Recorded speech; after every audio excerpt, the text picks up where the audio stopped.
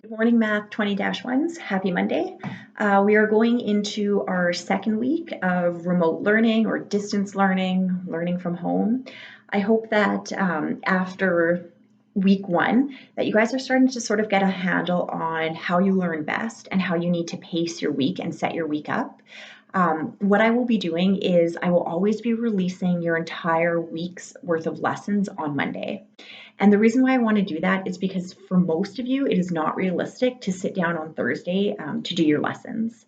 So, what I think the majority of you are going to have success doing is opening up your first lesson on Monday and then slowly pacing it throughout the week and finishing up on Wednesday or finishing up on Thursday.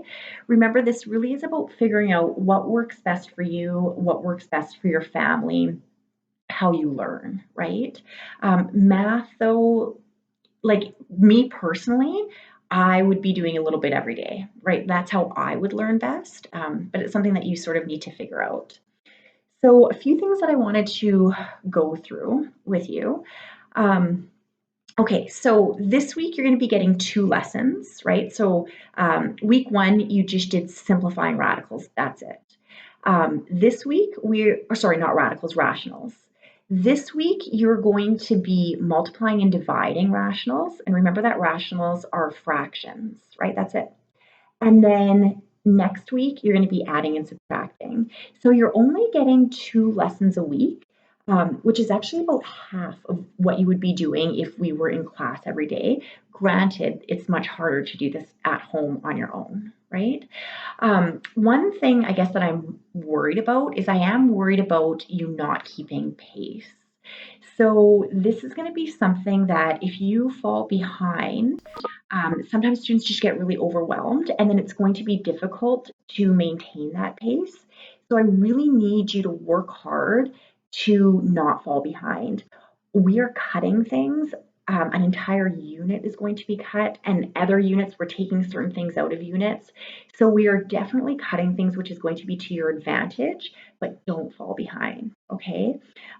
It's interesting, like one of the classes I'm teaching this semester is Math 30-1, and I'm getting these quizzes ready for them.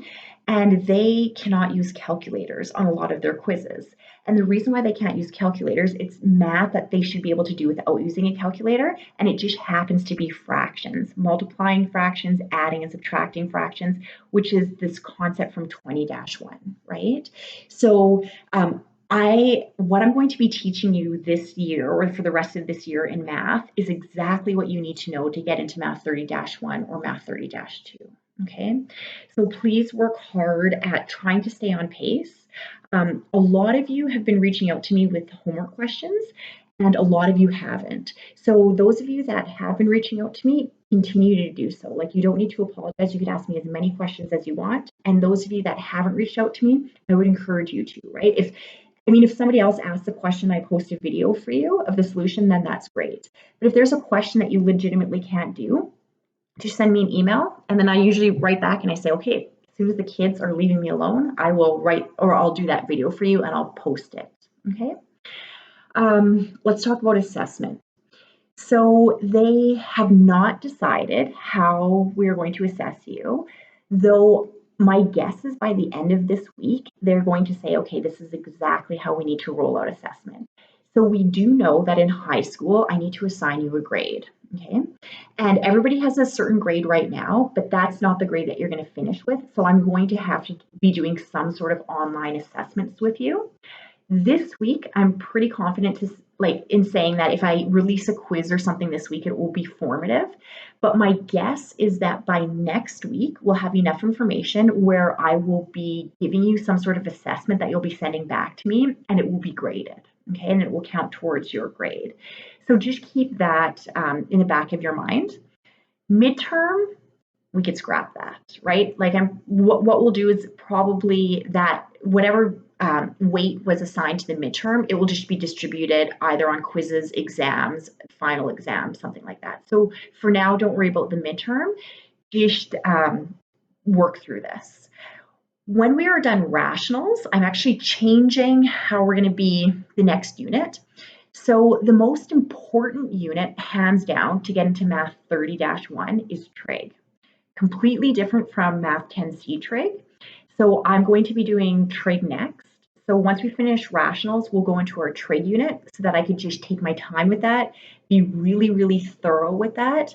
And then the rest of the courses, or sorry, the rest of the units are actually the easier units in Math 20-1. We tend to do the front loading or the heavy stuff at the beginning, and then we end with the easier units. Okay, so definitely the units that we've done and are working on in trig are the harder units. Other than that, I'm just looking to see if I just made myself a list of some stuff, so I'm just reading. Okay, make sure you guys, if you're emailing me, sandra.king@ecsd.net, you could leave a comment on the Google Classroom, like where it says class comments, you could do that. I think there's an option to where it says like send me a personal comment or a private comment. Those do not come to me, okay? I could see the public class comments and I get any emails that you directly send to me. So if you've been emailing me, I check my emails several times a day. So if you've emailed me and I've not gotten back, I've not gotten your email. Okay, so you have to just figure out, type it into Outlook or whatever it is to make sure that I get that. Keep up with asking your questions and I'll record my answers or either write down my answers. Maybe I'll do a poll this week. What do you prefer? Are you guys watching those videos, questions that I've been making when students say, okay, can you do question 5C? Or would you prefer me to do it by hand, step by step, take a picture of it and then upload it? Sort of whatever you want, I will do. I don't mind. Check-in is going to be Thursday. You guys are actually my best class for checking in. 100% of you checked in. So that was awesome.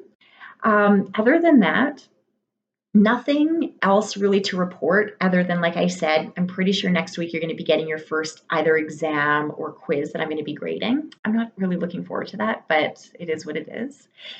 So yeah, just make sure you're emailing me, that you're staying on pace, that you're going to get overwhelmed really quickly if you fall behind. So try, like, that's your top priority, right, is to get through this. But I hope that everybody's staying healthy and everybody's happy and that you're just sort of finding your new normal in all this. I am always available for you. So reach me whenever you need to. And yeah, I look forward to hearing from you guys. Have a great week.